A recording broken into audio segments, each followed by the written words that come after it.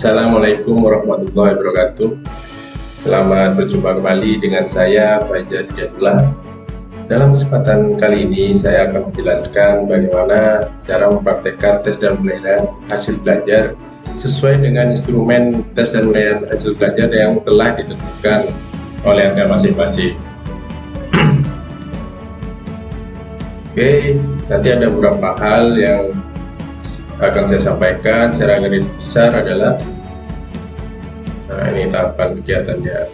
Jadi ada yang pertama, ada persiapan yang akan saya jelaskan, lalu dalam pelaksanaannya apa saja yang harus diperhatikan juga, serta ada dalam penilaian indikatornya seperti apa saja, item-itemnya yang harus benar-benar diperhatikan supaya menjamin data yang dikumpulkan adalah benar-benar valid dalam pelaksanaan instrumen pelaksanaan penilaian hasil belajar gerak, serta ini penguatan dan umpan balik apa saja yang harus diberikan setelah pelaksanaan kegiatan selesai atau pada saat kegiatan masih berlangsung. Oke, selanjutnya kita langsung saja pada tahap persiapan. Apa saja yang perlu diperhatikan saat tahap persiapan sebelum melakukan tes dan penilaian hasil belajar gerak kepada siswa. Yang pertama tentunya adalah kita sebagai guru terutama harus memahami jenjang dan tingkatan kelas siswa yang akan dinilai. Nah, pemahaman yang tepat terkait jenjang dan tingkatan siswa yang akan dinilai ini dibutuhkan sebagai persiapan dalam mempraktikkan tes dan penilaian hasil belajar gerak. Hal ini akan menunjang dalam pengambilan keputusan saat memilih atau mengembangkan instrumen tes yang akan digunakan dalam pelaksanaannya nanti.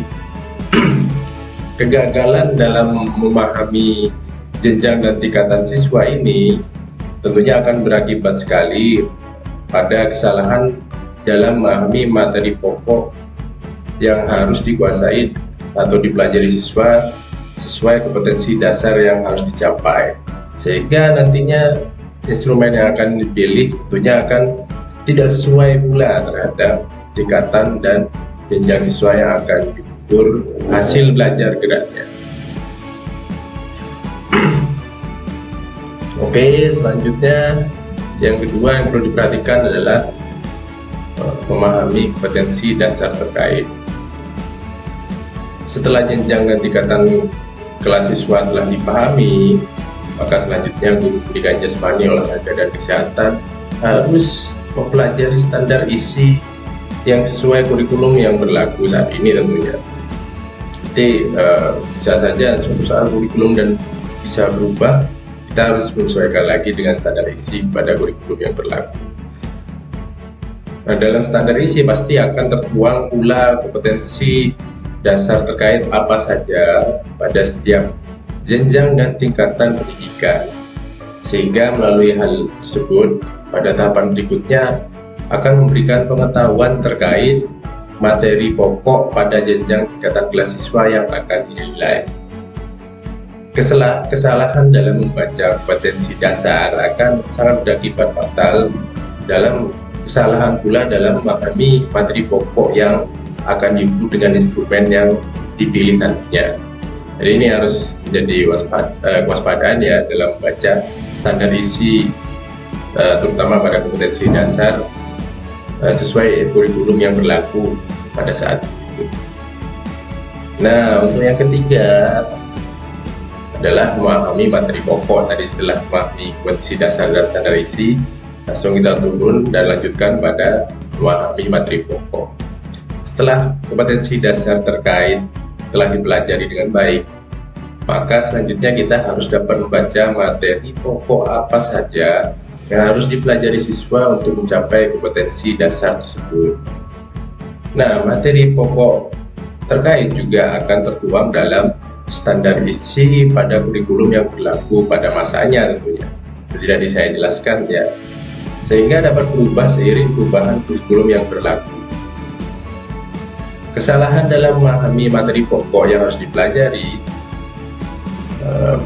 pada siswa sesuai jenjang dan tingkatan pendidikannya saat itu akan berakibat dalam ketidaksesuaian instrumen tes dan penilaian hasil belajar gerak yang akan dipilih atau dikembangkan sendiri. Jadi perlu diperhatikan juga sebelum instrumen tes dan penilaian hasil belajar, kita harus paham materi pokok apa saja yang dipelajari siswa pada saat itu. Jadi ketika memilih instrumen penilaiannya bisa tepat. Nah, selanjutnya adalah yang perlu diperhatikan, yaitu mempersiapkan instrumen tes. Dalam mempersiapkan instrumen tes dan penilaian hasil belajar gerak berdasarkan pemahaman terkait tentunya materi pokok yang harus dipelajari siswa, untuk mencapai kompetensi dasar tentunya harus diperhatikan validitas dan reliabilitas dari instrumen tersebut. Setelah validitas dan reliabilitas instrumen yang akan digunakan telah jelas, maka instrumen tersebut baru dinyatakan dapat digunakan sebagai alat ukur. Nah, validitas ini bisa berupa validitas konstruk ataupun validitas isi yang menyesuaikan, yang mengukur kesesuaian konsep materi terhadap alat ukur yang digunakan. Nah, kalau reliabilitas ini uji yang dilakukan untuk mengukur kehandalan dari alat ukur tetap sama pada perlakuannya pada setiap siswa yang akan diukur, itu reliabilitas. Kalau validitas ini memastikan konsepnya sesuai atau valid atau ajek, sedangkan kalau reliabilitas menguji kehandalannya apakah sama perlakuannya pada setiap siswa. Jadi validitas itu tadi dapat berupa validitas isi maupun validitas konstruk, yang kalau validitas isi itu melihat kesesuaian konsep tadi saya jelaskan dengan instrumen yang akan digunakan, tentunya juga dengan materi pokok tadi yang dipelajari siswa ya. Nanti yang diukur apa saja harus sesuai dengan materi pokoknya. Sedangkan kalau reliabilitas adalah menentukan bahwa data yang dikumpulkan adalah benar-benar reliable dan perlakuannya sama terhadap hasil data pada setiap sampel atau siswa tersebut. Itu harus memenuhi prinsip uji validitas dan uji reliabilitas. Boleh dilakukan sendiri oleh guru ataupun berdasarkan hasil uji validitas dan uji reliabilitas terhadap instrumen yang digunakan itu sudah dilakukan sebelumnya oleh guru sebelumnya atau peneliti sebelumnya, boleh dipakai sebagai acuan bahwa instrumen tersebut adalah valid dan reliable. Nah, selanjutnya adalah mempersiapkan sarana dan prasarana tes. Setelah instrumen penilaian hasil belajar telah disiapkan, telah ditentukan, maka berikutnya adalah yang perlu diperhatikan, yaitu sarana dan prasarana apa saja yang dibutuhkan untuk melaksanakan tes. Setiap sarana dan prasarana yang dibutuhkan harus benar-benar sesuai dengan apa yang tertera dalam keterangannya di instrumen tes tersebut. Yang dibutuhkan apa saja dalam pelaksanaannya tes dan penilaian hasil belajar gerak. Nah, kesesuaian sarana dan prasarana dengan kebutuhan instrumen tes akan sangat mempengaruhi validitas instrumen yang akan digunakan sebagai alat ukur pencapaian hasil belajar gerak siswa. Jadi, sarana dan prasarana tes ini harus dipastikan benar-benar dapat dipenuhi oleh guru atau tidak sebelum menentukan instrumen, setelah instrumen tes tersebut ditentukan. Nah, jika sarana dan prasarana yang dibutuhkan dalam pelaksanaan instrumen tes tersebut tidak dapat dipenuhi, sebaiknya instrumennya harus diganti dengan sarana dan prasarana yang bisa dipenuhi oleh guru tersebut dalam pelaksanaan tesnya. Baik, berikutnya adalah dalam tahap persiapan yang terakhir adalah guru harus memberikan informasi awal kepada siswa. Setelah semua persiapan usai, maka berikutnya pastikan guru telah menyampaikan kepada siswa instrumen tes dan penilaian hasil belajar gerak apa yang akan kita gunakan. Nah, pemberian informasi awal terkait pelaksanaan tes ini akan memberikan kesempatan kepada siswa untuk memahami tes apa yang akan mereka lalui, seperti apa pelaksanaannya, sehingga mereka bisa mempersiapkan dirinya lebih baik. Siswa yang telah mempersiapkan dirinya setelah memperoleh informasi awal terkait pelaksanaan tes ini diharapkan dapat memberikan hasil tes yang lebih maksimal dalam pelaksanaannya nanti. Itu yang terakhir yang perlu diperhatikan dalam persiapan. Oke, kita lanjutkan selanjutnya pada tahapan pelaksanaan.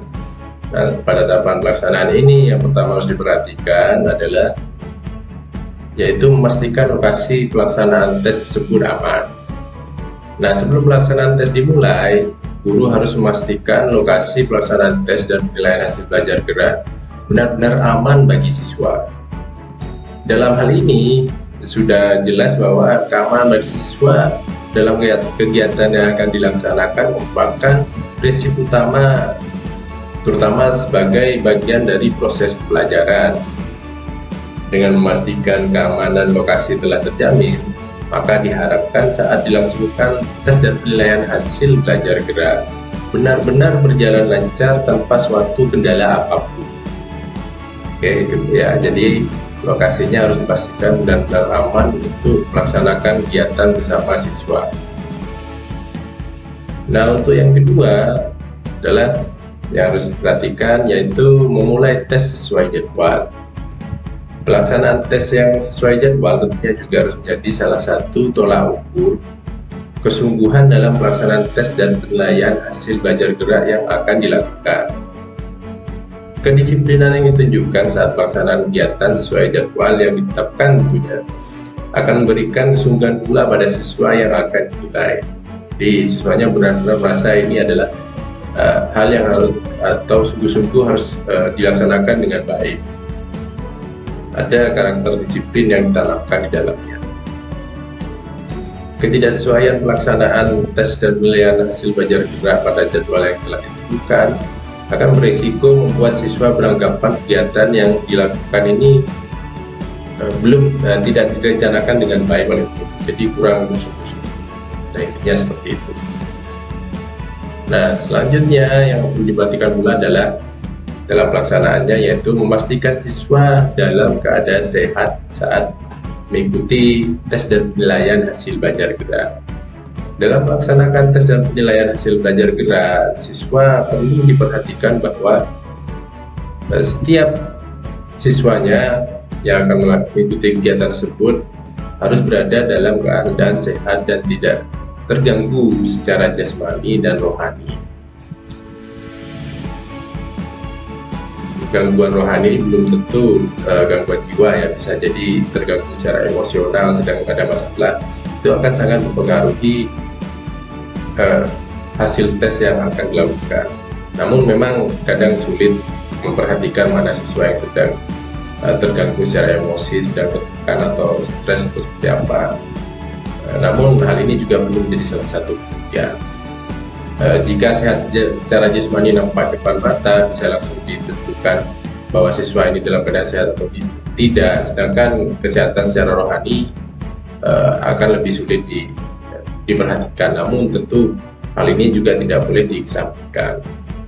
Kesehatan fisik yang mengalami gangguan akan berakibat pada hasil yang tidak maksimal saat pelaksanaan tes dan penilaian hasil belajar gerak yang dilakukan oleh siswa. Bahkan dalam kondisi terburuk, hal ini dapat memperparah gangguan kesehatan yang terjadi pada siswa tersebut. Dengan memastikan siswa dalam keadaan sehat, diharapkan nanti saat pelaksanaan kegiatan tidak justru menimbulkan permasalahan baru yang tentunya tidak diinginkan oleh semua pihak yang terkait. Baik, jadi harus benar-benar diperhatikan bahwa seluruh siswa yang mengikuti tes dan penilaian hasil belajar gerak dalam keadaan sehat, secara jasmani maupun rohani. Nah, untuk berikutnya yang perlu diperhatikan adalah siswa harus dipastikan telah melakukan pemanasan. pelaksanaan tes dan penilaian hasil belajar gerak yang harus memperhatikan pemanasan yang dilakukan oleh siswa ini harus benar-benar dilakukan. Sudah dilakukan siswa atau tidak. Bahkan dalam kondisi tertentu harus dihindari jika ada siswa yang akan melakukan tes dan penilaian hasil belajar gerak, mereka tidak melakukan pemanasan sama sekali. Itu akan sangat berisiko tinggi.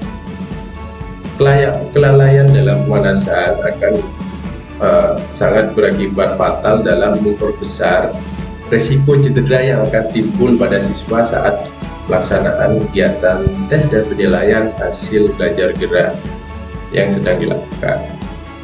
Dan ini hal yang cukup penting, pemanasan untuk mempersiapkan tubuh dari siswa itu sebelum menghadapi atau melaksanakan kegiatan tes dan penilaian hasil belajar gerak. Oke, selanjutnya adalah yang perlu diperhatikan, yaitu dalam pelaksanaannya tes harus dijelaskan terlebih dahulu kepada siswa. Tepat sebelum pelaksanaan akan dimulai, tentunya siswa perlu dijelaskan secara detail terkait tahapan pelaksanaan tes yang akan dilakukan, serta teknisnya seperti apa saja. Itu penting disampaikan.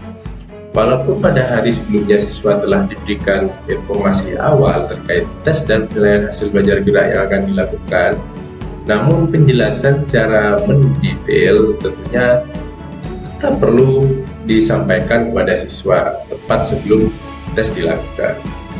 Dan dengan menjelaskan teknis pelaksanaan sebelum tes dilakukan, hal ini akan menghindari terjadinya kesalahan tahapan ataupun teknis saat kegiatan yang berlangsung, sehingga mengurangi risiko terhadap hambatan yang terjadi atau ketidaklancaran pelaksanaan kegiatan yang akan dilakukan. Lalu berikutnya yang juga perlu diperhatikan, yang terakhir adalah memberikan kesempatan yang sama pada seluruh siswa. Dalam pelaksanaan tes dan penilaian hasil belajar gerak yang dilakukan, tentunya juga harus memastikan bahwa setiap siswa memiliki kesempatan yang sama saat pelaksanaan tes tersebut dilakukan. Hal ini tentunya akan menguatkan validitas dan reliabilitas data yang dihasilkan dalam tes dan penilaian hasil belajar gerak yang dilakukan. Ketidaksamaan kesempatan yang diberikan kepada setiap siswa akan cenderung membuat turunnya kepercayaan siswa terhadap validitas dan reliabilitas kegiatan yang dilakukan, yaitu tesnya ini akan sedikit dilakukan oleh siswa. Nah, ada beberapa siswa yang tidak memperoleh perlakuan yang sama, yang seharusnya semuanya mendapat kesempatan dan perlakuan yang sama sesuai apa yang dijelaskan dalam instrumen tes yang digunakan. Nah, kita akan melanjutkan pada tahapan berikutnya adalah tahapan penilaian. Untuk tahapan penilaian ini yang harus diperhatikan pertama adalah guru harus mengevaluasi pelaksanaan tes yang sudah dilakukan. Setelah pelaksanaan tes dan penilaian hasil belajar gerak usai, maka perlu dilakukan evaluasi terhadap kegiatan yang baru saja dilakukan oleh mereka. Evaluasi ini dapat menjadi sebuah perbaikan tertentu pada berbagai permasalahan-permasalahan yang mungkin timbul di tengah kegiatan tersebut berlangsung. Dengan evaluasi pelaksanaan kegiatan yang baik, harapannya guru mendapat informasi terkait kekurangan apa saja yang terjadi saat pelaksanaan tes dan penilaian hasil belajar gerak dilakukan. Nah, yang kedua yang perlu diperhatikan adalah guru harus memastikan pencatatan skor sudah sesuai dengan keterangan pada instrumen tes yang digunakan. Saat pencatatan skor dilakukan, harus benar-benar dipastikan bahwa teknis pencatatan skor yang dilakukan telah sesuai dengan teknis yang tertera atau yang dijelaskan dalam instrumen tes dan penilaian hasil belajar gerak yang sudah ditentukan. Kesalahan pencatatan skor akan mengakibatkan data yang dibutuhkan menjadi tidak memenuhi unsur validitas, di mana risiko terbesarnya adalah tes harus diulang lagi pelaksanaannya. Setelah pencatatan skor telah dipastikan sesuai dengan teknis yang telah dijelaskan dalam instrumen, maka berikutnya dapat dilanjutkan pada tahapan mengolah skor menjadi sebuah penilaian. Oke, berikutnya adalah mengolah data penilaian. Pada tahapan pengolahan data penilaian ini tentunya juga harus sesuai dengan teknis yang telah dijelaskan dalam instrumen tes yang digunakan. Kesesuaian pengolahan data ini juga akan mempengaruhi valid atau tidaknya data yang telah dikumpulkan sebelumnya, sehingga nanti dapat disimpulkan dengan deskripsi yang sesuai dengan data tersebut.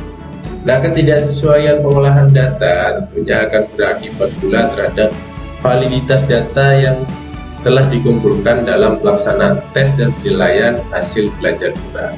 Jadi ketika pengolahan data ini salah, maka validitas dari data yang dikumpulkan akan menjadi diragukan. Baik, berikutnya adalah menyimpulkan penilaian yang perlu diperhatikan.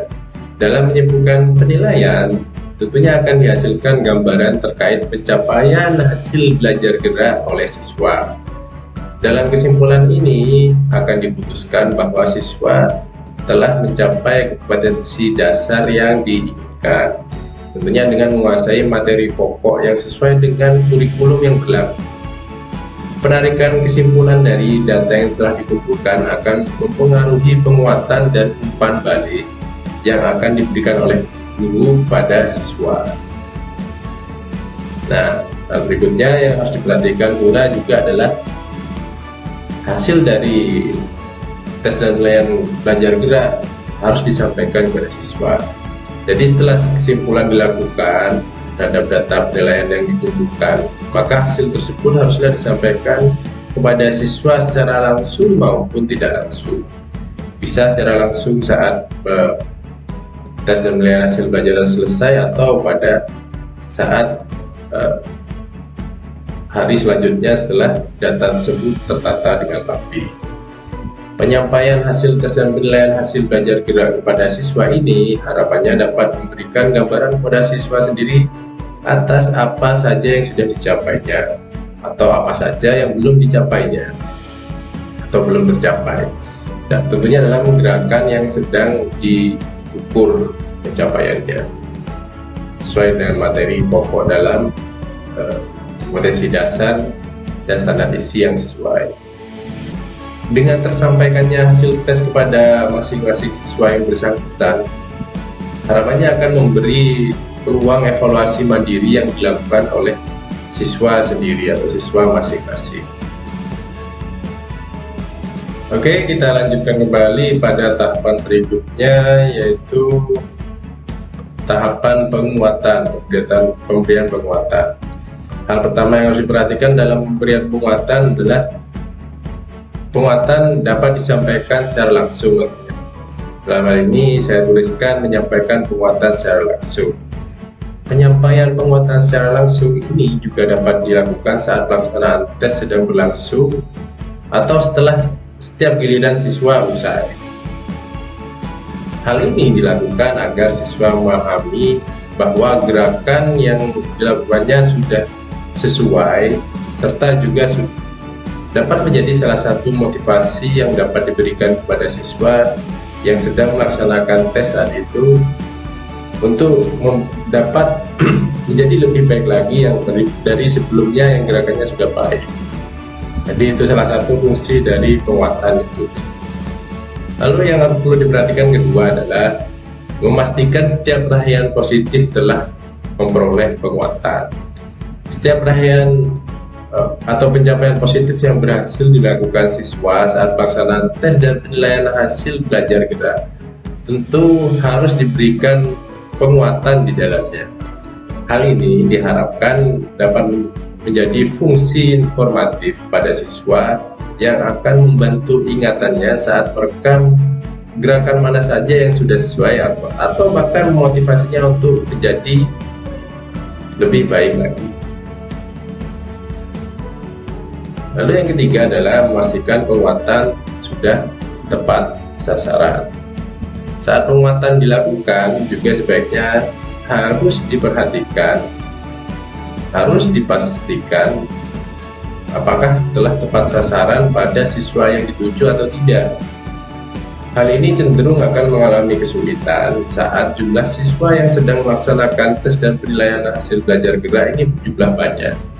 Apalagi telah melebihi batas kuota siswa dalam satu kelas. Banyaknya siswa yang sedang melakukan tes secara bersamaan ini akan berisiko terhadap kesalahan pemberian penguatan kepada siswa karena terpecahnya fokus dari guru yang sedang melaksanakan tes. Jadi banyak sedikitnya siswa yang dites ini akan sangat berpengaruh pada fokus guru yang sedang melakukan tes dan penilaian hasil belajar gerak pada siswa. Ini menjadi perhatian jumlah siswa yang sedang dites ya. Lalu berikutnya yang perlu diperhatikan pula adalah menyampaikan penguatan yang memotivasi siswa. Kalimat penguatan yang disampaikan kepada siswa tentunya juga harus dirumuskan dengan tepat susunan katanya.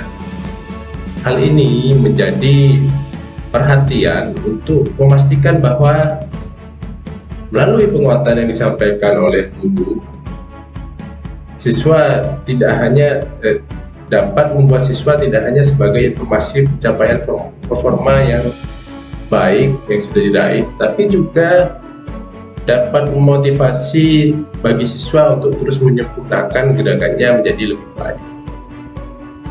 Motivasi yang timbul atas penguatan ini tentunya akan menunjang penguasaan dan penyempurnaan gerak bagi siswa dalam menguasai materi pokok yang sesuai dengan kompetensi dasar yang akan dicapai pada kurikulum tersebut.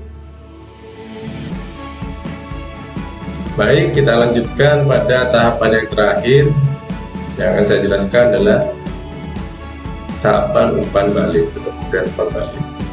Yang pertama harus diperhatikan dalam pemberian umpan balik adalah merumuskan umpan balik yang sesuai.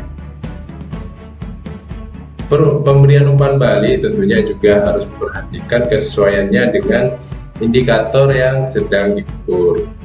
Kesesuaian ini penting untuk memperjelas apa saja yang telah dicapai serta apa saja yang belum tercapai, dan pada umumnya ditutup dengan kalimat motivasi yang baik. Dalam perumusan penyusunan kata yang disampaikan pada umpan balik ini, beberapa peneliti meyakini bahwa penyusunan kalimat umpan balik dengan rumusan positif, negatif, dan diakhiri dengan kalimat positif lagi merupakan rumusan yang terbaik dalam menyusun umpan balik, sehingga siswa dapat respon atau tanggapan positif di awal kalimat yang disampaikan oleh guru, lalu di tengah-tengahnya ada kalimat negatif yang menyampaikan apa saja kekurangan yang belum dia capai dalam gerakan tersebut, dan akhirnya di kalimat terakhir ada kalimat penguatan positif yang biasanya isinya motivasi bahwa dia sudah melakukan upaya maksimal dan terbaik dari performa yang sudah ditunjukkan. Jadi rumus positif negatif positif ini, urutan kalimat ini diyakini peneliti adalah salah satu rumusan terbaik dalam memberikan umpan balik. Lalu yang harus diperhatikan yang kedua adalah memastikan seluruh siswa telah menerima umpan balik tersebut. Perlu dipastikan pula bahwasanya seluruh siswa yang mengikuti tes dan penilaian hasil belajar gerak ini harus benar-benar memperoleh umpan balik dari guru. Jika sampai terjadi ada siswa yang tidak memperoleh umpan balik setelah pelaksanaan tes ini dilakukan, akan dikhawatirkan timbul rasa ketidakadilan dalam diri siswa yang merasa mendapat perlakuan berbeda satu sama lainnya. Hal ini akan berakibat pada terjadinya demotivasi dalam diri siswa, yaitu resikonya. Tersampaikannya umpan balik yang merata kepada seluruh siswa tentunya diharapkan dapat memberikan motivasi untuk memperbaiki atau bahkan lebih baik lagi pada setiap kegiatan tes berikutnya. Nah, lalu hal lain yang perlu diperhatikan dalam pemberian umpan balik adalah menyampaikan umpan balik dengan interaktif. Penyampaian umpan balik yang interaktif secara dua arah ini tentunya juga perlu dilakukan dalam pelaksanaan tes dan penilaian hasil belajar gerak. Hal ini diharapkan tersampaikannya detail-detail dalam performa yang harus dikuasai dengan benar oleh siswa. Kegagalan dalam pemberian umpan balik secara langsung dan interaktif dua arah ini tidak bisa dilakukan. Kalau tidak bisa dilakukan, dikhawatirkan akan membuat informasi yang disampaikan hanya menjadi satu arah dari guru langsung siswa, tidak ada interaktif yang terjadi di dalamnya. Ketika hanya menjadi satu arah, siswa ini berisiko akan kesulitan untuk bertanya ketika mereka ada satu hal yang belum mereka pahami dari umpan balik yang disampaikan oleh gurunya atas gerakan yang dia kurang pahami. Jadi ini risikonya. Lalu berikutnya, nah ini yang terakhir yang harus diperhatikan dari umpan balik, bahwa harus disampaikan atau penyampaian umpan balik secara umum atas keseluruhan hasil yang telah dicapai siswa oleh seluruh siswa dalam tes yang dilakukan tentunya juga boleh disampaikan. Secara general kesimpulannya siswa itu sudah mencapai apa, seluruh siswa ini juga boleh disampaikan. Hal ini akan menambah gambaran umum yang dimiliki oleh siswa atas apa saja yang sudah mereka raih secara umum dan secara bersama-sama, jadi keseluruhan siswa. Penyampaian umpan balik secara umum ini juga dapat menambah pengetahuan siswa terkait performa gerak apa saja yang baru saja dilaksanakan dalam tes, serta apa saja yang masih kurang dalam tes yang sudah dilakukan oleh mereka. Jadi semuanya langsung disuguhkan jadi satu dari setiap siswa. Oke, mungkin itu sedikit dari apa yang bisa saya jelaskan. Paling akhir saya sampaikan mohon maaf jika ada kata yang kurang berkenan atau tidak sesuai atau kurang tepat atau kesalahan dari apa yang telah saya sampaikan baru saja. Karena itu saya sampaikan sekian dan terima kasih atas perhatiannya. Wabillahi taufiq wal hidayah. Wassalamualaikum warahmatullahi wabarakatuh.